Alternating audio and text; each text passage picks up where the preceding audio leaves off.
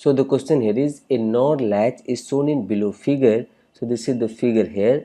Assume each NOR gate is having equal and finite propagation delay of 2 nanosecond and initially Qn is equal to 0 and Qn bar is equal to 1 full stop. At t is equal to 0, the inputs supplied are x is equal to 1 and y is equal to 0 full stop. The minimum time under bracket in nanosecond after which stable outputs are produced is equal to fill in the blanks. तो चलिए इसका detail solution देखते हैं। तो यहाँ पे जैसा कि क्वेश्चन में दिया हुआ है कि ये Qn हमारा इनिशियली 0 है और Qn बार हमारा 1 है। इसका मतलब कि एज ए फीडबैक ये यहाँ पे 0 आ रहा है और यहाँ पे ये 1 जा रहा है। इसका हम नाम दे देते हैं फर्स्ट गेट, इसका हम नाम दे देते हैं सेकेंड गेट।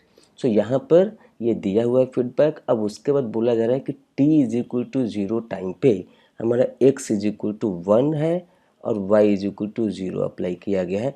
तो कितने देर के बाद स्टेबल आउटपुट मिलेगा वो हमको यहाँ पे निकालना है।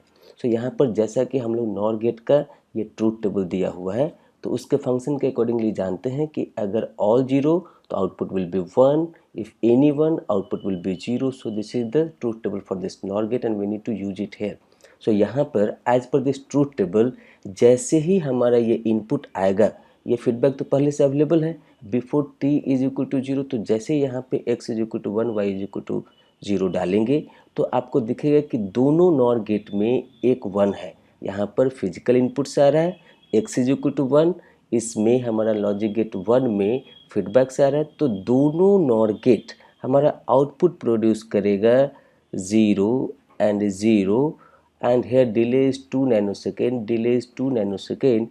So this output will be produced after 2 nanosecond. यहाँ पे सरप्राइज नहीं होना है कि ये Qn बार और Qn दोनों हमारा 0 0 है। ये इंटरमीडिएट आउटपुट है इसलिए ये सेम हो सकता है इस स्टेट में। अब देखते हैं आगे। सो यहाँ से ये फीडबैक तो हमारा चेंज नहीं हुआ, ये 0 ही है, बट ये जो Qn बार हमारा जा रहा था लॉजिक गेट 1 में ये अब हमारा चेंज हो गया 1 to 0 आफ्टर 2 नैनोसेकेंड।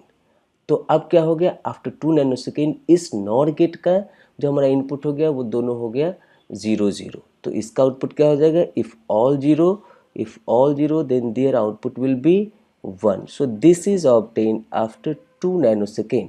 और उस समय में इसके अंदर जो हमारा ये जा रहा था वो 0 1 ही था तो यहाँ पर 0 है। सो यहाँ पर का ये जो फीडबैक है इसका जो फीडबैक है लॉजिक गेट 1 का वो चेंज हो रहा है कब after 2 nanosecond as a 1। So ये अगर यहाँ पे 1 हो भी जाता है so both 1 their output will be still 0।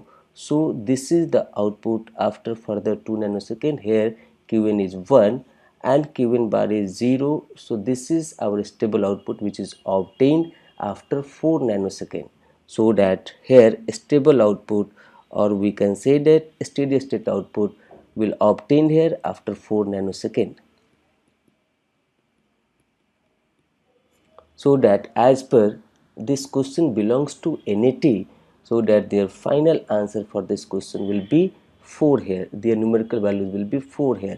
आपको कहीं पे भी ब्रैकेट वगैरह यूज़ नहीं करना है, सफिक्स वगैरह नहीं डालना है, सिर्फ न्यूमेरिकल आंसर डालना है।